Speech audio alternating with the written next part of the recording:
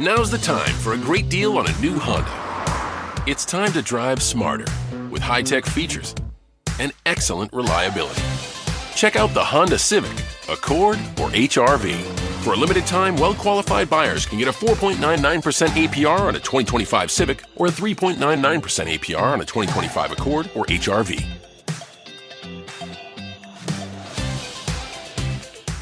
See dealer for financing details. Exclude Civic Si and Type R.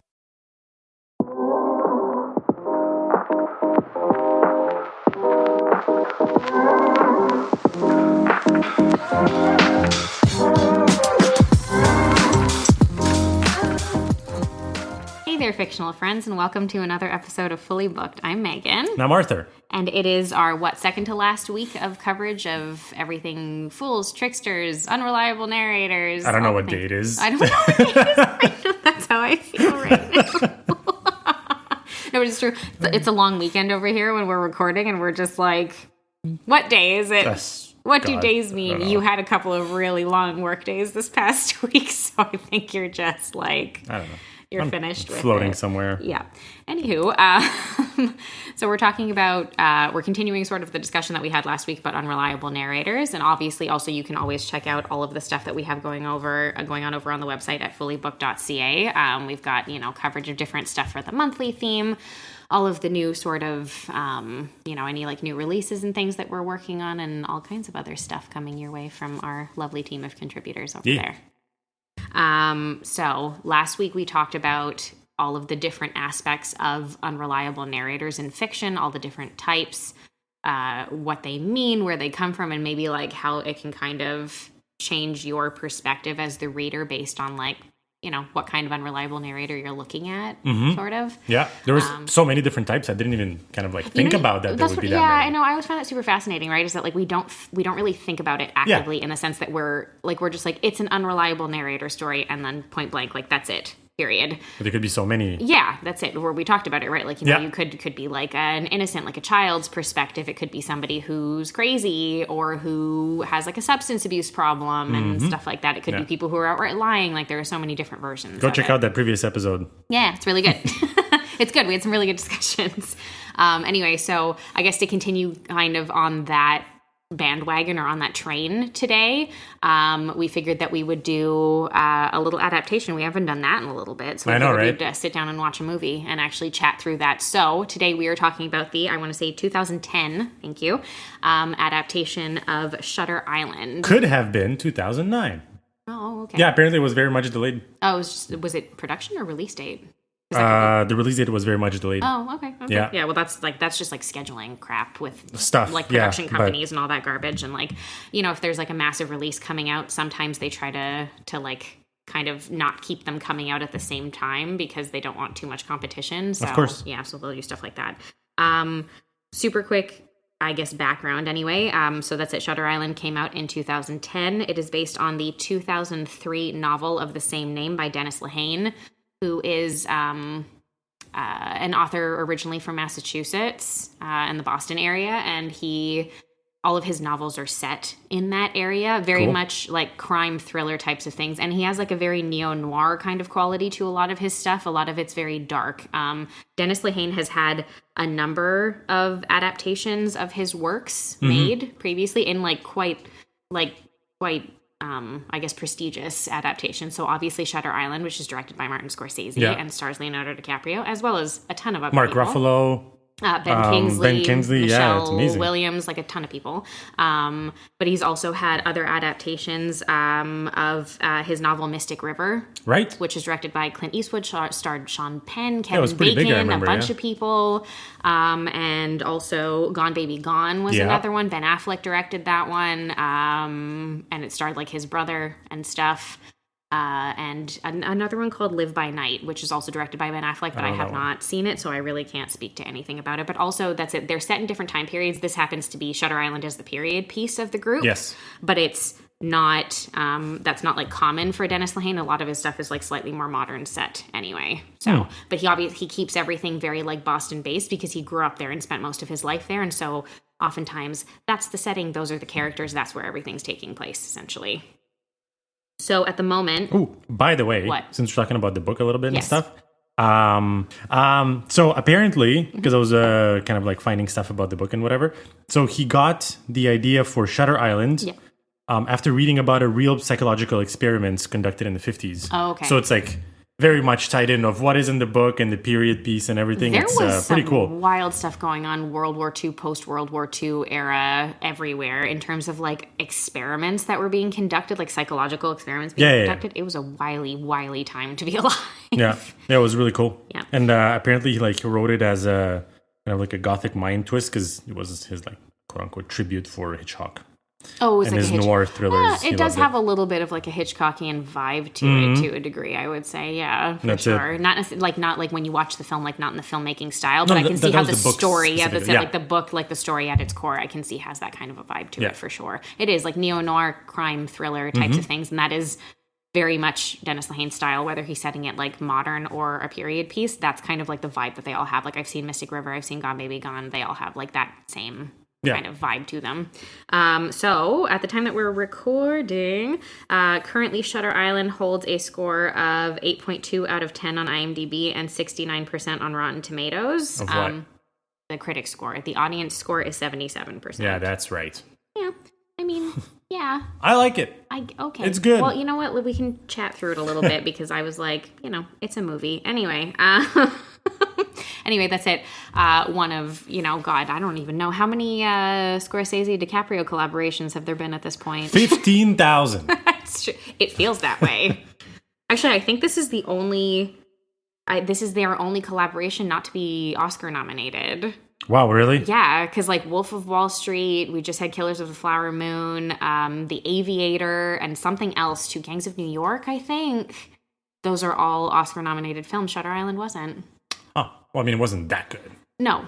It was good, but... Yeah, but I mean, but I think it skews more into the entertainment value for a Scorsese film. Normally, they're very long, very drawn out. Yes, of course. And like very historically significant in some capacity, but which, is critics speak for fancy and us speak for kind of boring after a while. God, I hate Gangs of New York so much. I don't think I've ever mentioned that before. Oh, fuck, I hate that movie. I like that movie. Cameron Diaz is terrible in that film. Yes. Her Irish accent is like the worst thing that I've ever heard. But the rest was really good.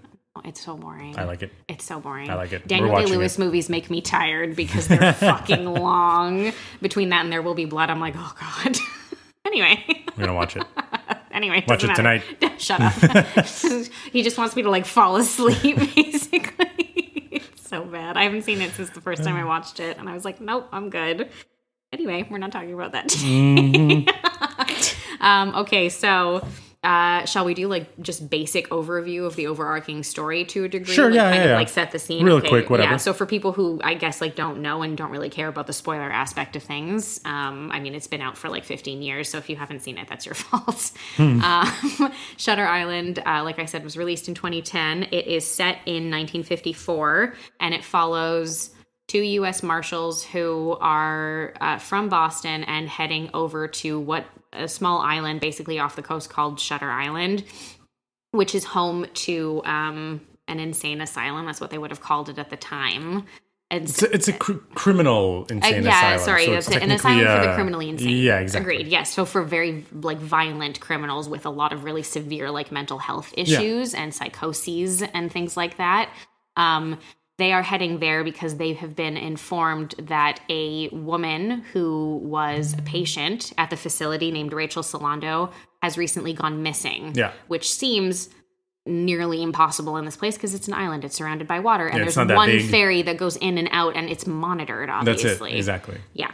So, like we said, Leonardo DiCaprio plays the main character, Edward, or Teddy. They call him Teddy Daniels. He's a U.S. Marshal, and he is headed over to the island with his partner, Chuck, who is like a new partner for him. Basically, they've not worked together before, and they're meeting with the staff there, trying to question people and essentially find the solution to the mystery, find out what happened to Rachel and where she is. Exactly.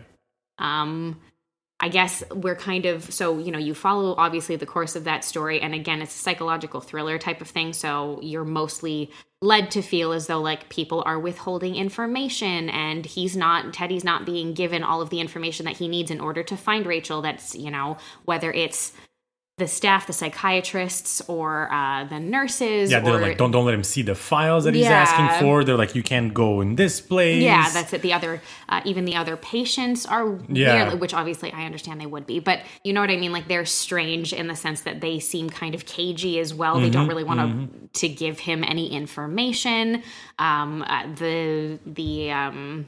The guards, sorry, that's what I was trying to think of, like the warden. Yeah, they're like way too cautious and like trigger happy almost. Yeah, I think the first inkling that you get of it is it's when they get off the ferry. When they get you're off like, the ferry, there's like, there are these guys like so intense about it. Yeah, they're like very heavily armed prison guards essentially who are there. And I realize that this facility requires that because of the crimes that have been committed by the people who are admitted there. But they're there to greet the marshals and, you know, immediately. I feel like this film, I actually will say, I'd only watched it once before we did this.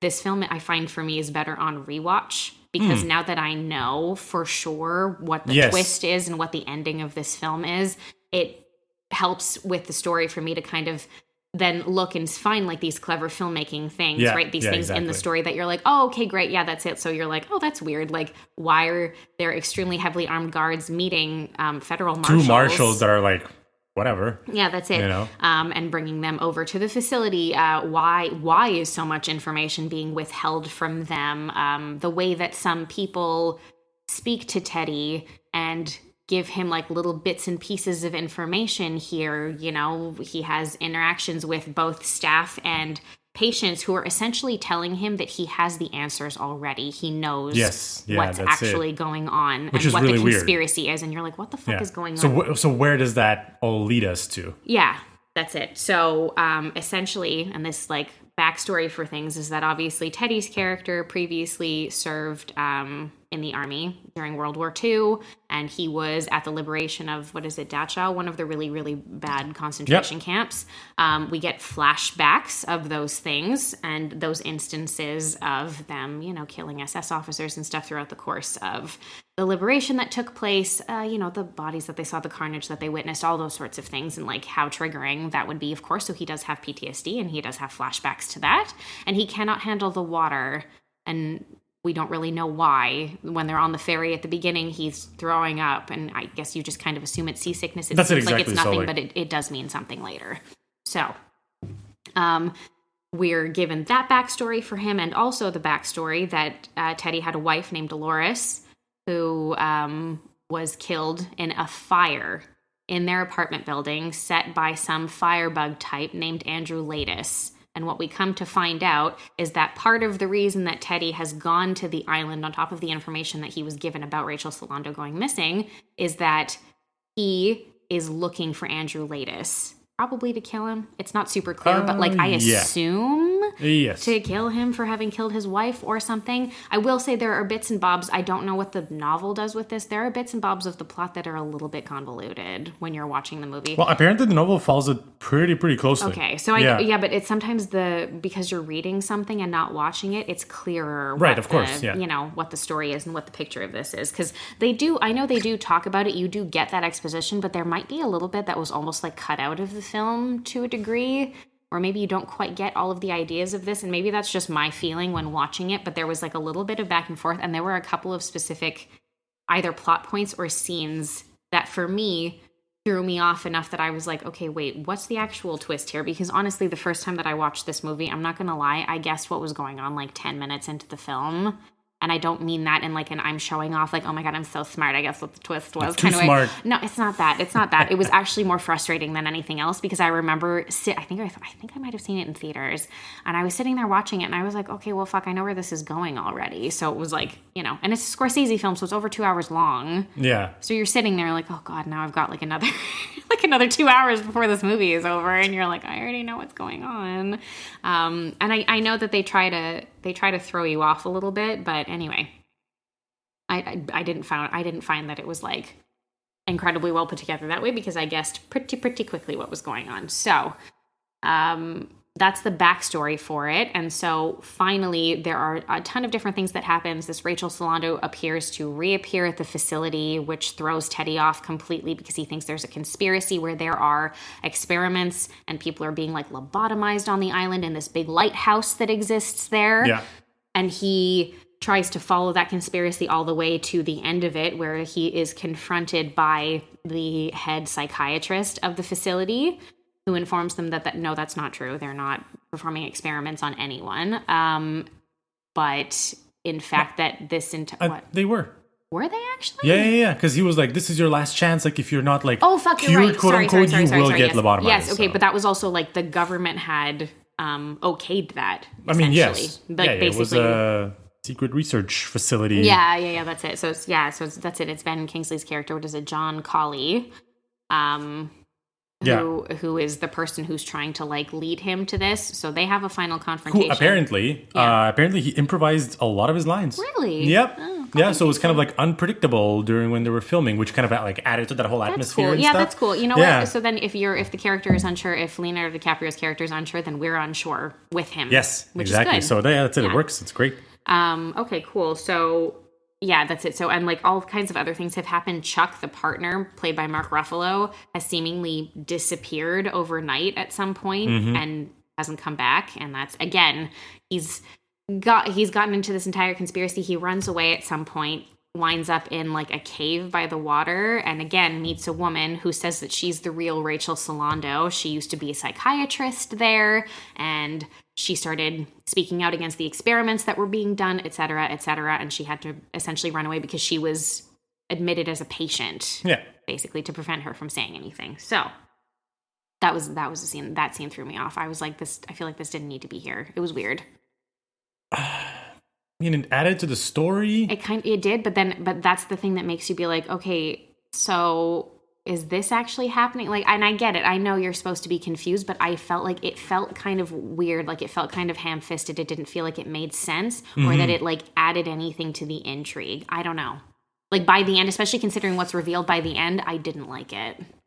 So I get it. Like, maybe it didn't really make sense, but I think the point of that scene was to kind of poke at the fact that if you are working in a mental institution like this, and they don't want you to say something, they can just make you sound crazy and be like, no, well, this is the delusion.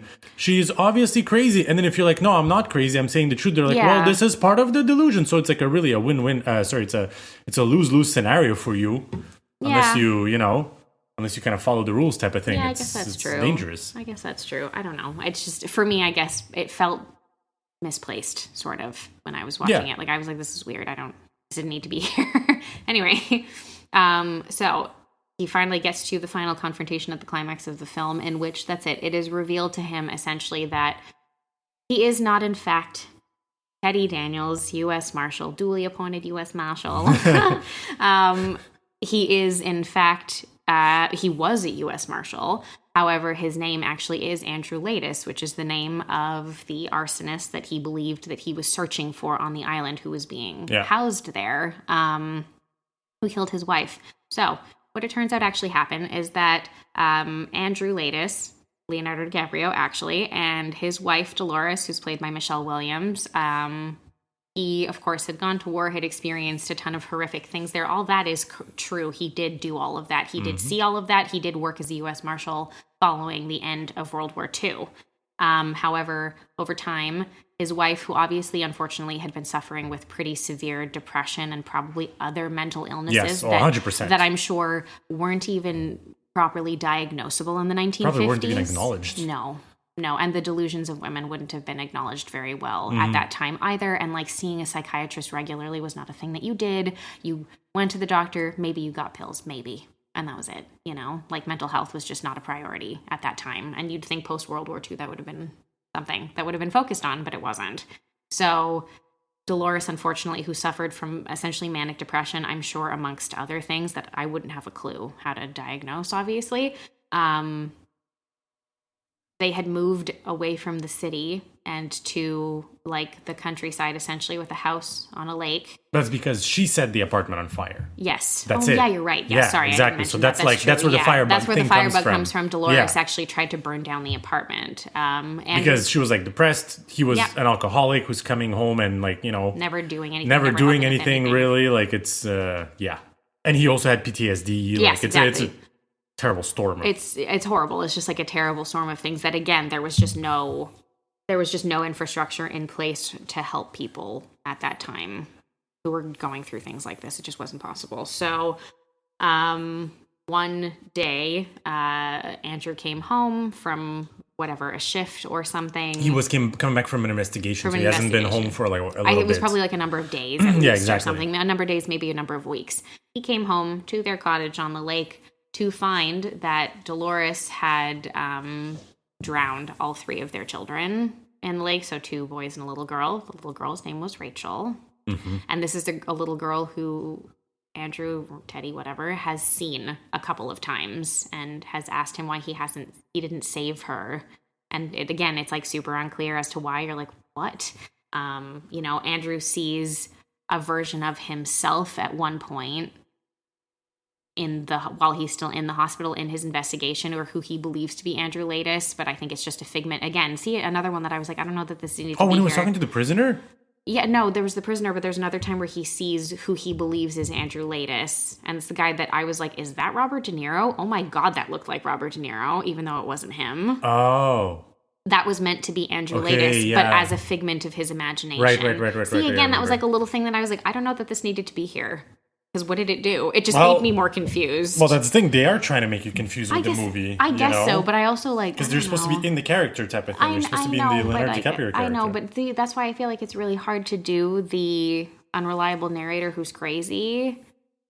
And I find sometimes it works better in some films than in other ones. You know what I mean? Like sometimes... That's very possible, yeah. Like I personally feel like American Psycho works better than this movie does. Even though you're also confused. American Psycho, you just don't know anything. Yeah, that's it. You're like, how true is this? How many people has he actually killed? Like, what has he actually been doing? How much of this is a figment of his imagination versus actual stuff that he's been doing? And I think different people have differing opinions about that, which you're supposed to, so that's fine. But I feel like I don't know, it feels better executed in a way that makes sense to me, where I find with Shutter Island, there are just certain scenes like that I'm like, this did not need to be here. I don't know. Yeah, I don't know. It's because they were like... It's like it added to the confusion in a non-linear way. So that's the thing. They were trying to confuse it because like in the book, from what I understand is that like the book used language and limited third-person narration to create confusion, right? To have that unreliable narrator thing. Yeah. Like the movie uses more like the mise-en-scène stuff, the sound, the visuals, whatever it is. You know, the what's it called? The symbolism, the whole water, fire, right? Yeah, all the that water, stuff. Fire thing, yeah. Yeah, that's it. There was some other things. Like, so they had to change it a little bit, but I think the movie was purposefully done to kind of mirror how the book was written, because you're left confused at the end of the book, even at the end and what happened. So like you want to reread it. Yeah. And maybe that's why like they was trying to mirror the movie, so that, you know, you're confused and you're not sure what's going on, so you want to rewatch it to be like, okay, what was actually true and what was not true, and what was part of the experiment and what wasn't, you know? That's probably the case. I guess for me, it just wasn't my preference. Oh, that's fine. I totally get it. I like the movie because when I was watching it, I was into it so much that I didn't think about trying to decipher who or what might have been happening, so I didn't see it until the end, or too close towards the end, right? Yeah. Maybe that was it. I really think that's the thing that ruined it for you, because you're like, oh, I know what it is, and then you sit there for 2 hours. Oh, yeah. Because about 10 minutes in, I was like, oh, no, he's crazy. He's probably a patient there, and either this is all like a figment of his imagination, or they're all doing this on purpose or something, but he's like a patient at the facility. Yeah, exactly. And then we got that's to the exactly end, and what I it was was. like, oh. Yeah. So anyway, so the reason that Andrew is at the facility is because after he came home and found that Dolores had killed the children, he, in turn, killed her. So he was institutionalized for that and has been at the facility ever since for a few years. Yeah, I think it was like 2 or 3 years or something. That's it. Yeah, exactly. Yeah. And so this has been an entire elaborate... well, it was like the new therapy, because they tried all the experiments and stuff there, and the like drugs, working through things regularly. Yeah, and but that was like a new way to really immerse the person into his delusion and try to fix it. It was like an immersive therapy experience or something they called it, and the whole point was to put on this whole show. So everyone at the facility, even some of the patients, were in on this and were helping to ensure that all of this went off, and that he could follow the train of thought that he was having and the sort of psychosis that he's experiencing the whole way through, and help break him out of it. Yeah, exactly, to like work through it. Because apparently he's done this before. I think they said maybe 9 months prior, he had like some time of clarity where he had been aware of everything. And at the same time, it's also revealed that his quote-unquote partner, Chuck, who went missing and he assumed fell into the water or was taken for an experiment, is actually the doctor. When he arrived, he was told that Rachel Solando's doctor, Lester Sheehan, had left the island on vacation immediately after she disappeared, and he thought that was sus. But it turns out that Mark Ruffalo is Lester Sheehan. He's been his primary care physician the whole time that he's been on the island, and he's also been trying to work with him to help him work through what he's been experiencing and the delusion that he's been living in, basically. So the entire point of this is to break him out of it because, like you were saying, that's basically the state has basically given the okay to essentially lobotomize him because they feel that he can be extremely dangerous because of his training, both in the military and as a marshal. And he has injured people previously and can no longer simply just exist on the island with the other patients or the staff or anyone that he could injure or kill potentially. Yeah. And so this is their solution. It's very rudimentary, but it's also 1954. So unfortunately, that is kind of the idea, I guess, behind it. It's not really something you'd hear about now, but lobotomy was like, hey, cool, let's just do that. That'll fix all the problems. That was just what we would do. So their entire point's been to break him out of this. So he comes to this whole realization, does have his clarity where he does remember what happened, that his wife killed their children, he in turn killed her, all of that aspect of things. And then we are kind of taken to the next day where he sits... Well, so that's unknown. Because I feel like it's been a bit. I think it was like within a few days. Oh, do you mean when he wakes up on the bed? No. When he's sitting in the front? No, I'm talking at the end. Yeah, I think that's been a couple of days or... a while since, because remember we were talking about when we were watching, because the whole storm was and the whole backyard was ruined, and now it's all like pretty and it's fixed, so it's been at least a few days. Let's say it's been a few days to or a week. Let's say, because he does go through it a couple of times and explains his story a couple of times, and they're basically saying like, this is literally our last shot, we don't want this to happen, we need you to stay lucid and remember that you're not who you think you are. Like, you are like this person, this stuff did happen, you did do this, your wife did do this, all of that occurred. So anyway, sometime later, fine, let's say like a number of days or something later, Dr. Sheehan, Mark Ruffalo, sits down with him outside and unfortunately, does start to converse with him, and you kind of think everything's okay, but unfortunately, Andrew does fall back in and just start talking about things like there's a conspiracy again, oh, we got to get off this island, oh, we got to figure out what happened and like solve the mystery. And of course, obviously, Lester's very upset by this, of course, because he really wanted this to work. However, I believe, and I'm pretty sure that that's the case, I believe that the twist at the end basically indicates that actually, in fact, Andrew is lucid and has stayed lucid. And because he's realized the horror of the things that have happened to him, he is actually basically choosing or accepting to be lobotomized rather than remember all of those things for the rest of his life. And exactly. So it's a very dark ending. It is a dark ending. I also thought of it that way because, like I mentioned previously, the screenplay was following the book very, very closely up until the end. So that last line where he says, which one would be worse, to live as a monster or to die as a good man, that was added in. So that was not in the book. Oh, okay. Yeah. Oh, so you don't know that he knows at the end of the book, like that he's decided to do this anyway. Exactly. So again, this created a point of confusion, but also this was added. So I thought that was actually my favorite twist of the film. Oh, everybody talks about the twist of him actually being crazy and whatever. Yeah, no, that one's even better. That one I liked better personally. Like I found, especially watching it this time, I was like, ooh, yeah, no, I appreciate that. I know it's very dark. That's like a very sort of upsetting end to a film to a degree. But I also found it interesting to, think that, this character perhaps now has chosen, hey, wow, like all this stuff that's happened to me, even prior to everything that happened with Dolores, all this stuff that's happened to me is horrific. And maybe I just don't want to live like that anymore. Maybe I don't want to remember all of these things. So yeah, that's it. I also love the fact that, that was added in filming. That was smart. Which is really cool. Yeah.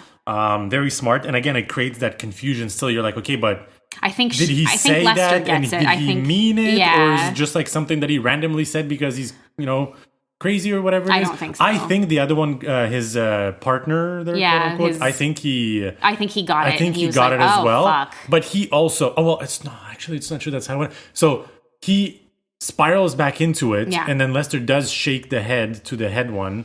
Yes, to tell them, like, no, he's gone. No, it didn't happen. And then he says that line, which is even better, and then actually. he gets up and walks down the pathway towards, like, the guards and stuff like that. And Lester's the one sitting there like, oh, fuck.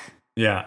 And that's like crazy. Basically how the movie ends. I love that. But I agree. I feel like that part of the ending for me was a lot better than any of the other stuff. Yeah, it's true. Also, apparently, DiCaprio had, like, nightmares while filming this. Oh, wow. Yeah, because of the emotional toll of playing Teddy and everything. I mean, it would be a lot to... Oh, yeah. It is a lot to play a character that's going through all that stuff, because you're talking about, like, also, you know, the horror of everything that happened with his family, but also everything that he experienced as a soldier during World War II would have been just horrific. So if you're very in character, I can imagine that would be rough. And he goes deep. He tends to, yeah. I don't think he's like a method actor. No, like I don't think he's like, oh, I never break character ever. I don't think no one's ever said that I've ever seen, but I think that he does get quite heavily invested into the characters that he plays. So. Yeah, exactly. That's it. It's pretty crazy. Yeah. Yeah, I don't know. I love the movie. Also, I think watched it only twice. So, yeah, like, me too. The initial time and this time. This was my second.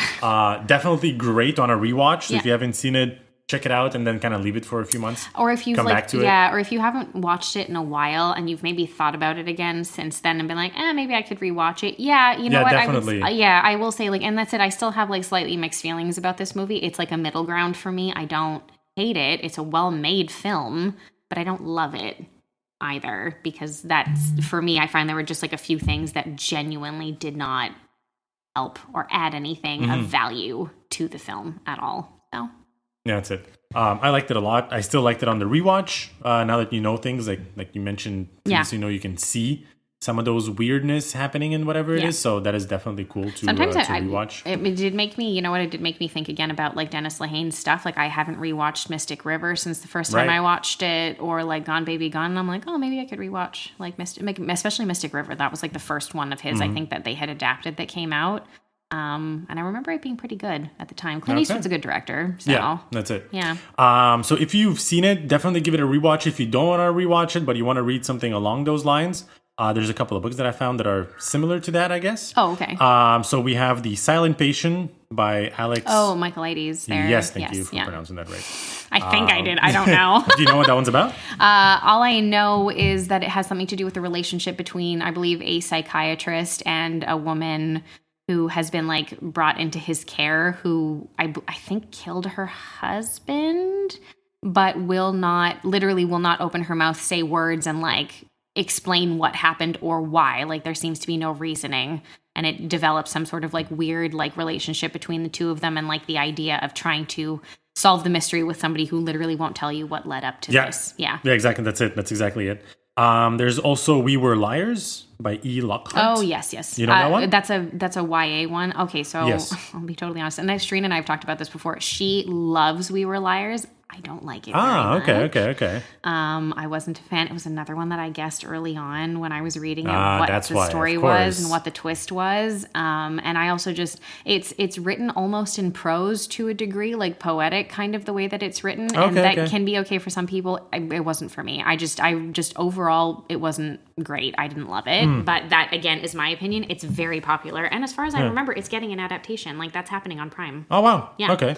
Because, like, I read the description of it, sounds interesting, but so, like, basically it is a privileged teen spends summers in her family private island, so, you know, kind of recalls the island thing, until an accident leaves her memory fractured. Then, as she pieces the truth together, the secrets unravel in devastating fashions, whatever. That's it. She doesn't remember certain things that have occurred, and people are acting strange around her, and she doesn't know why. I mean, sounds interesting, but, I mean, if you guess early on what's going on, it's kind of like... I just had a feeling. I'm like not the entire story. Okay, I'm not, like, all knowing. I wouldn't have known that, but I had a pretty good feeling. Did you read the last page? Yes.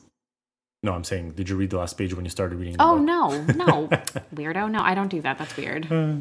Okay, so there's that. There is also Behind Her Eyes by Sarah Pinborough, I believe. I've heard of that one. Yeah. So this one's a book about a single mother that falls into a love triangle with her boss and his mysterious wife.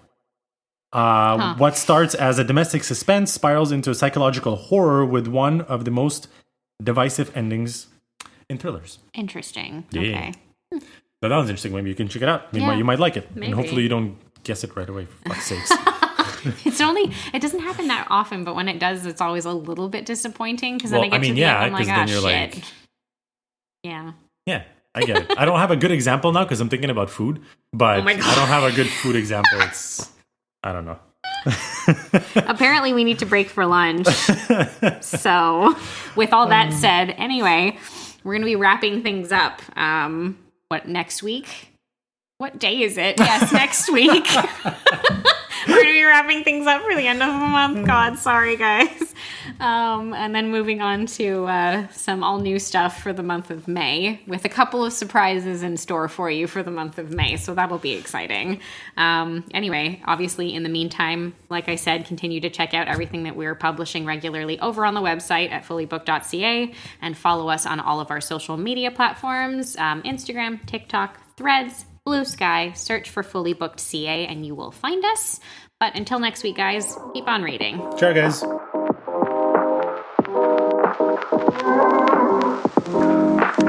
Thank you.